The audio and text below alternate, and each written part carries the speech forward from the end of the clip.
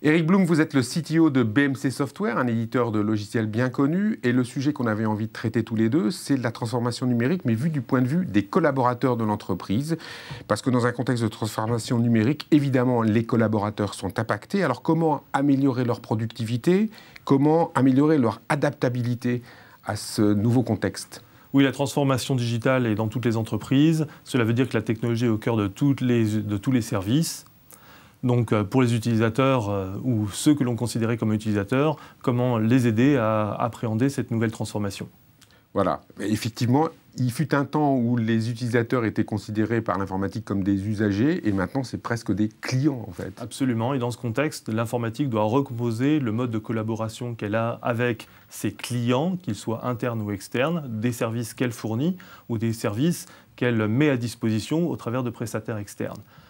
À mon avis, on peut penser que l'informatique doit appréhender maintenant toutes les bonnes pratiques du CRM pour pouvoir gérer au mieux cette collaboration. Et en particulier la segmentation, puisque les clients, ça segmente, on ne traite pas tous les clients de la même façon. Tout à fait, il y a deux dimensions, c'est un, comment segmenter les clients, et deux, quelle offre de produits. Sur la segmentation client, on se rend compte qu'avec des organisations de plus en plus flexibles, en mode projet, il faut être capable de pouvoir gérer ces éléments-là, et donc on ne peut gérer que ce que l'on mesure, que ce que l'on connaît, et donc ça implique de mettre en place un environnement, des solutions qui permettent d'appréhender les comportements de ces clients, et pour pouvoir ensuite en faire cette segmentation. Et quelles sont les best practices alors dans le domaine en fait? Eh bien, elle passe par la mise en place, entre autres, d'une place de marché qui va fournir à ces consommateurs la possibilité de venir chercher ces services et ensuite de pouvoir comprendre comment ils utilisent ces services et d'avoir une plateforme d'analyse qui permette de suivre ces comportements. Et alors, l'environnement de travail numérique de demain, le digital workplace de demain, comment est-ce que vous l'imaginez? Une marketplace dans laquelle on met à disposition l'ensemble de ces services, qu'ils soient fournis en interne ou en externe, un environnement qu'on appellera social IT, qui permettent aux gens de comprendre comment adopter, comment utiliser ces services, non plus en faisant des emails, non plus en allant sur des formations longues, mais en pouvant collaborer en groupe de travail directement.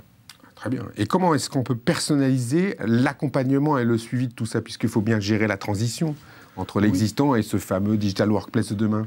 Je pense que ça passe par la mise en place d'une nouvelle plateforme de service management qui intègre cette dimension de marketplace, qui intègre ces éléments de social IT, mais qui permettent aussi de garantir la qualité de service, les temps de réponse, et de pouvoir ensuite appréhender toutes les problématiques de gestion de la conformité, de gestion de la sécurité.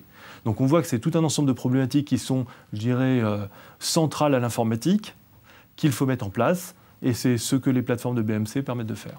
Mais il y a aussi la problématique dans l'accompagnement, il y a la problématique du service desk aussi.